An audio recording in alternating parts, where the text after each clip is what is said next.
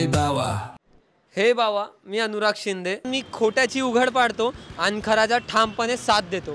तर मी आलेलो आहे आज 0 माइल चौकात इथे एक सिरीज शूट करायसाठी। त्या सिरीजचं नाव म्हणजे एक दिवस तुमच्यासोबत।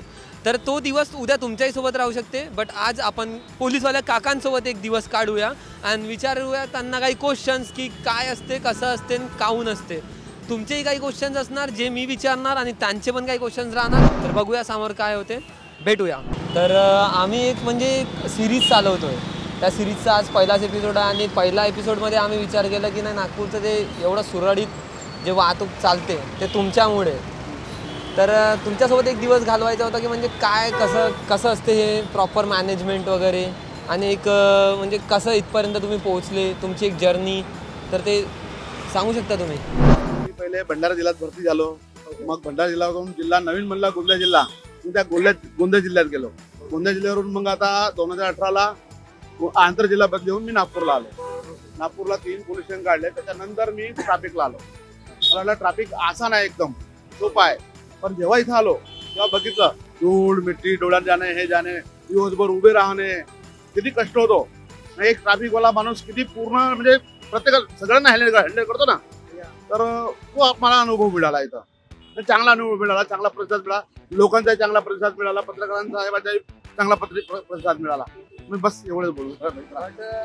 लोकांचा प्रतिसाद पण काही लोक असतात सर की लाईक म्हणजे पोलिसांना म्हणजे काही दुसऱ्या वर्डनी संबोधून बोलतात, म्हणजे लाईक प्रत्येक जागी असतं। हा ते म्हणजे लाईक ठोले, मामा, तो सासरा, ते असे म्हणजे काही वर्ड्स आहेत। तसे नाही पोलीस त्यांना कधी हवे आहेत, त्यांच्याकडून चूक झाली तर हवे नाही आहेत, आणि चूक नाही झाली ना त्याला तेव्हा हवे आहेत। बरोबर आहे की नाही? तुम्ही चूक केली तर तुम्हाला तेव्हा पोलीस नाही पाहिजे, तुम्ही चूक नाही केली तर त्यावेळेस त्यांना पोलीस पाहिजे। बरोबर आहे की नाही? तर असं आम्हाला अनुभव असे येत गेले, परंतु आम्ही दुर्लक्ष करून आपलं काम करत गेलो की सर हे जे बाईक्स वगैरे आहे, म्हणजे आता बघा सर, जसं यांनी तुम्ही उचलले आणि लोकांनी नो पार्किंगमध्ये लावले, तर नो पार्किंगमध्ये लावले त्याच्यामध्ये म्हणजे असं काय की ते उचलून घेऊन जात आहे आणि त्याच्यानंतर त्यांना फाईन होईल, तर फाईन कितीपर्यंत राहू शकते आणि कसं? 780 रुपये फाईन आहे गव्हर्नमेंटचा। तर आताच आम्ही सरांशी बोललेलो, तर त्यांना आम्ही विचारलेलं होतं की कसं काय म्हणजे रिॲक्ट करतात। तर आता जस्ट लाईक या मुलाची गाडी उचललेली होती तुम्ही, आता इथे ठीक आहे तुमच्यासमोर सर साहेब वगैरे झालेलं, बट नॉर्मली असतात सगळ्यांचीच एक मेंटॅलिटी असते का दूर गेल्यानंतर पैसे घेतले ना, तो मामा, तो ठोले, ते काका, ते सासरे बोलतात, अलग अलग नावाने बोलतात तुम्हाला। तर त्यावर तुम्ही काय प्रतिक्रिया द्याल? म्हणजे त्यांच्यासोबत म्हणजे असं काय ते असे का बरं असे वागतात? तसं नाही आहे, ते लोक कसे आहे आपले इच्छे जसे वेगवेगळे बोलतात, त्यांना दुःख बी होते म्हणा, त्यांना तेवढं नॉलेज नसते कायद्याचं, किंवा इथे 2 व्हीलर आपण नो पार्किंगला लावली तर त्याला फाईन आहे गव्हर्नमेंटचा, ते त्यांना तेवढं कळत नाही किंवा माहिती नाही, म्हणून ते तसे बोलतात। ज्या माणसाला माहिती राहते किंवा काही त्यांना समजते कायद्याचं नॉलेज, तर ते कधीच बोलणार, ते म्हणतात ठीक आहे तुम्ही उचलली, बरं केलं, आमची चुकी झाली, आम्ही फाईन देतो, तुम्ही फाईन घेऊन आमची गाडी सोडून द्या, तर आम्ही सोडून देतो।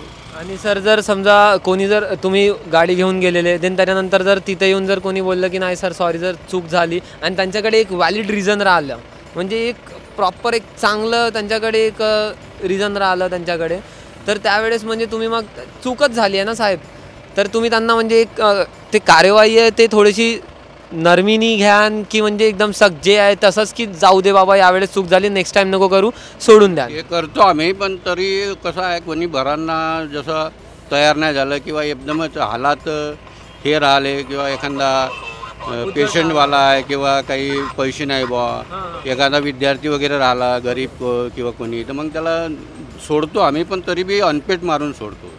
ओके, हां, चालान असते पण ते अनपेड होऊन मग ते नंतर त्याला एक मिनिमम चालान तरी भरावंच लागतं नंतर सध्या नाही भरावं लागेल, पण नंतर तरी ते फाईन सरकार भरणं जरुरी आहे आणि ते भरावंच लागतं। तर पोलीसवाल्या काकांसोबत बोलून तर म्हणजे मनाला शांती झाली, कारण आपण काही वेगळा विचार करतो आणि ते काही वेगळा विचार करतात, आणि पब्लिक त्यांना शिव्या देऊन जातात, जे काही आहे ते चुकीचं आहे। कारण एक असते का ते आपल्यासाठी उभे आहे ना की ते स्वतःसाठी उभे आहे, ते आपल्या सुरक्षिततेसाठी एवढं कायदा ते बनलेला आहे, तर आपण त्यांच्या नियमांचं पालन केलं पाहिजे हेच मला वाटते।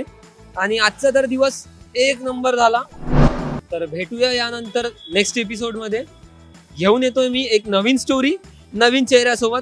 आणि जर तुम्हाला वाटते की नाही मी ती स्टोरी कव्हर केली पाहिजे आणि त्यांच्यासोबत बोललेलो पाहिजे आणि त्यांच्यापर्यंत पोहोचलेलं पाहिजे, लोकांपर्यंत पोहोचली पाहिजे त्यांची स्टोरी, तर कमेंटमध्ये नक्की नक्की नक्की कळवा आम्हाला.